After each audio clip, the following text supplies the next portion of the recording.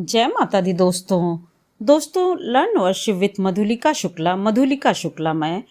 तो दोस्तों 2023 में एकादशी कब लग रही है, शुभ मुहूर्त कब है, एकादशी का पारण कब किया जाना है और एकादशी किस तरह से रहना है।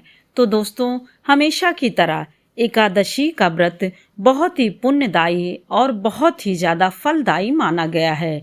एकादशी का व्रत सभी व्रतों में श्रेष्ठ माना गया है और विशेष करके कुछ एकादशियाँ, अब देखिए कि ये देवशयनी एकादशी है तो साल की विशेष एकादशियों में यह भी एकादशी मानी जाती है। इस दिन विष्णु भगवान 4 माह के लिए सोने चले जाते हैं, परंतु दोस्तों अब की बार चातुर्मास जो है वह 5 महीने का लग रहा है, क्योंकि 1 महीना अधिक मास बढ़ गया है। इसलिए हमें सावन में भी 1 महीने अतिरिक्त मिल रहे हैं और आपका चातुर्मास में भी 1 महीने अधिक मिल रहे हैं। विष्णु भगवान 4 महीने के लिए यानी अब की बार 5 महीने के लिए सोने चले जाएंगे और वह जो है देवोत्थान एकादशी को उठते हैं। कार्तिक मास में देवोत्थान एकादशी पड़ती है, उस दिन वह उठते हैं। तो दोस्तों उस समय सभी मांगलिक कार्य यानी जब तक सोते रहते हैं सभी मांगलिक कार्य वर्जित रहते हैं, क्योंकि देखिए घर के मुखिया जब रहते हैं तभी विष्णु भगवान सभी का पालन करने वाले माने जाते हैं, प्रजा का पालन करते हैं।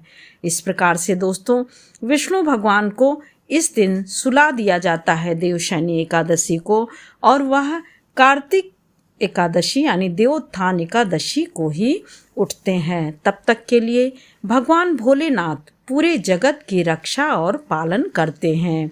आप देखिए कि सावन माह में भगवान भोलेनाथ सबकी रक्षा करते हैं और अब की तो और संयोग बन गया है कि आपको 2 महीने पूरे मिल रहे हैं। तो उनके सोने पर जैसे कि देखिए भगवान तो कभी नहीं सोते हैं, भगवान तो कहते नहीं कि भगवान सो जाएंगे तो सारा सब कुछ जगत का गड़बड़ा जाएगा, संसार का गड़बड़ा जाएगा, परंतु यह एक होता नहीं है कि सारे विधि विधान नियम भगवान ने बनाया हुआ है सभी के लिए, तो हम जैसे मनुष्यों को उसका पालन जरूर करना चाहिए। तो दोस्तों भगवान योग माया निद्रा में जाते हैं, यानी योग माया निद्रा में, योग माया अर्थात योग करते हुए, योग का भी इसीलिए विशेष महत्व होता है जीवन में, तो वह योग निद्रा में चले जाते हैं। अब दोस्तों एकादशी की बात रही तो जैसा कि हमेशा की तरह से आप देखिए कि एकादशी में 3 दिन का पालन बहुत आवश्यक होता है। पहला तो 10वीं के दिन से ही आपका 10वीं तिथि से ही पालन शुरू हो जाता है। 10वीं तिथि को आपको चावल का त्याग करना है और रात्रि में भोजन नहीं किया जाता है, परंतु कुछ लोग दोस्तों उनकी शारीरिक स्थिति यदि या फिर मान लीजिए कुछ ऐसा है जो नहीं कर पाते हैं तो कोई बात नहीं है, भोजन करिए परंतु चावल ग्रहण बिल्कुल भी ना करिए, चावल का त्याग करिए। अब एकादशी के दिन आप सुबह सुबह उठिए, भोर में नित्य क्रिया करके अर्थात स्नान ध्यान करके स्वच्छ वस्त्र धारण करके अपने व्रत का संकल्प लीजिए, विष्णु भगवान का पूजन करिए। अब विष्णु भगवान का पूजन आप देखिए मूर्ति से करिए, फोटो से करिए, किसी भी चीज़ से करिए, परंतु यदि आप उनके विग्रह का यानी उनके चरण का आप करते हैं पूजन, तो चरण का पूजन करने में तो सभी चीज़ें उनको सब चीज़ें से नहलाइए, रुद्राभिषेक की तरह, यानी उनका अभिषेक करिए। तो इस तरह से अभिषेक करने पर दूध घी दही इन सब से, जल इन सब से अभिषेक करके उनको धूप दीप करिए और अधिक से अधिक प्रसन्न करने के लिए पीले वस्त्र आप धारण करिए, पीला भोग चढ़ाएं और पीले फूल चढ़ाएं। इस प्रकार से ये आप जानिए कि जो ये एकादशी है यदि जो है गुरुवार को रहती है तो पीला वस्त्र यदि आप धारण करते हैं तो यह और रूप से विशेष पुण्यदायी हो जाती है। एकादशी में तो ऐसे सफ़ेद वस्त्र पहनना चाहिए, परंतु गुरुवार को होने पर पीले वस्त्र धारण करने से इसका विशेष रूप से महत्व बढ़ जाता है, यानी गुरुवार होने से और ज़्यादा लाभकारी हो जाता है, क्योंकि विष्णु भगवान का यह दिन होता है। इस प्रकार से दोस्तों किसी भी स्तोत्र का पाठ करिए, वह चाहे कोई भी हो, विष्णु सहस्त्र नाम, गोपाल नाम या फिर विष्णु जी के मंत्रों का जाप, विष्णु चालीसा कुछ भी आप पढ़िए या कोई मंत्र पढ़िए, तो उससे विष्णु भगवान बहुत ही प्रसन्न होते हैं। और जैसा कि एकादशी पे तुलसी नहीं तोड़ा जाता है, तो तुलसी आप पहले से रख लीजिए। और इस समय जैसे देखिए कि गर्मी पड़ रही है, तो लोगों के यहाँ पौधे सूख गए हैं, तो आप सूखी भी पहले से यदि रखें, तो चाहे वो बेलपत्र हो, चाहे वो तुलसी हो या फिर भांग हो, यह सब जो है बहुत ही सही माना जाता है, अच्छा माना जाता है। अब दोस्तों जहाँ देवशयनी एकादशी को भगवान विष्णु को सुलाया जाता है, तो देखिए भगवान इस दिन आपका यानी एकादशी तिथि की शुरुआत आपकी 29 जून 2023 को प्रातः 3:15 से हो जाएगी और अगले दिन 30 जून को प्रातः 2 बजे तक रहेगी, तो 2 बजे तक समापन हो जाएगा। तो चूँकि उदया तिथि से हमेशा लिया जाता है, इसीलिए आपका 29 जून को ही है। अब 30 जून को यदि मान लीजिए कि सूर्योदय से कुछ पहले जैसे 2 बजे तक है, तो अगर वो 4 बजे तक 5 बजे तक 5 तक भी यानी 5 बजे तक भी उदया तिथि में रहता, तब तो जो है 30 को लिया जाता। लेकिन उसमें भी द्वादशी युक्त देखना रहता है, तो शास्त्रियों द्वारा ये हमेशा बताया गया है कि उदया तिथि के साथ साथ द्वादशी युक्त एकादशी का व्रत सबसे उत्तम माना जाता है।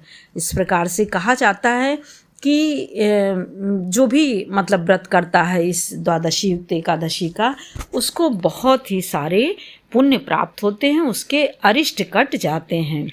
इस प्रकार से दोस्तों मंत्रों का जाप करिए, और यदि मान लीजिए कोई मंत्र नहीं आपको याद है, तो आप विष्णु भगवान का आप जप करिए, विष्णु भगवान का पूजन करिए, मन में अच्छी श्रद्धा, विश्वास, भावना यह सब रखिए और उनको खूब अच्छे से भोग लगाइए, धूप दीप करिए, पूजा करिए, इससे ही वह बहुत प्रसन्न हो जाते हैं।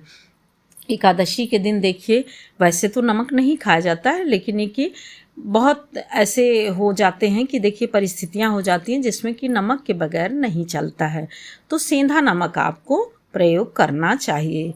सेंधा नमक आप खाइए और जैसी परिस्थिति जिसकी रहे, शारीरिक रूप से जैसे समर्थ रहें वह करिए, जिससे कि आपको कोई भी दिक्कत ना हो। और पूजन करते समय हमेशा की तरह तिल का प्रयोग करिए। अक्षत के रूप में चावल बिल्कुल भी नहीं चढ़ाना है, अक्षत के रूप में तिल चढ़ाना है। और दोस्तों बृहस्पतिवार को पड़ रहा है, तो आपको बाल नहीं धुलना चाहिए, और ब्रह्मचर्य का पालन तो सदैव हमेशा की तरह किया जाता है, यह हमेशा ध्यान रखना चाहिए। अब देखिए दोस्तों कि व्रत रहिए कोई भी, यह तो एकादशी का व्रत है, इसमें तो निषेध होता ही है। आप किसी भी व्रत में किसी की निंदा मत करिए, वह चाहे मन से हो, वाणी से हो, कर्म से हो, किसी भी प्रकार की निंदा अर्थात बुराई नहीं करनी चाहिए। इससे बचने के लिए अब बहुत सारे उपाय आते हैं, उनको कर सकते हैं, तो यह आपका बहुत आसानी से निकल जाता है। और वैसे भी किसी का नहीं करना चाहिए निंदा बुराई। उतनी देर आप अपने को और अच्छा बनाने में और सुधारने में समय लगा सकते हैं।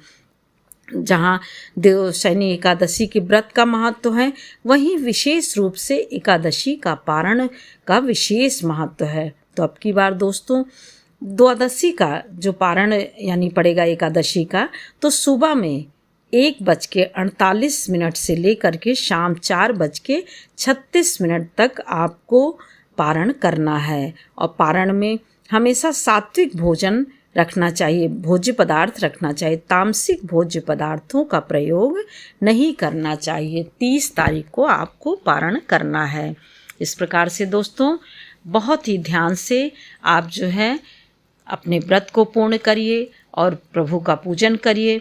अब प्रभु का पूजन भी बहुत लोग देखिए कि फ़ोटो वोटो रखी रहती, तो उनको सुलाने का विधान सब नहीं करते हैं, तो कोई बात नहीं, जैसे आपके यहाँ होता हो वह उस तरह से करिए। जिसके यहाँ सुलाने का विधान है वह मंत्रों के द्वारा भी और वैसे भी सुला सकते हैं, और जिसके यहाँ नहीं विधान है वो ना सुलाइए, ऐसे ही फ़ोटो रखी हुई है, आप उसी तरह से जो भी करते हैं आप करते रहिए। क्योंकि अपने यहाँ का जो चीज़ें होती हैं उनको अवश्य जो है पालन करनी चाहिए। जय माता दी दोस्तों, फिर मिलते हैं एक और नए वीडियो के साथ। तब तक के लिए लाइक करिए, सब्सक्राइब करिए और बेल बटन ज़रूर प्रेस करिए, जिससे कि नोटिफिकेशन सबसे पहले आपके पास पहुँचे।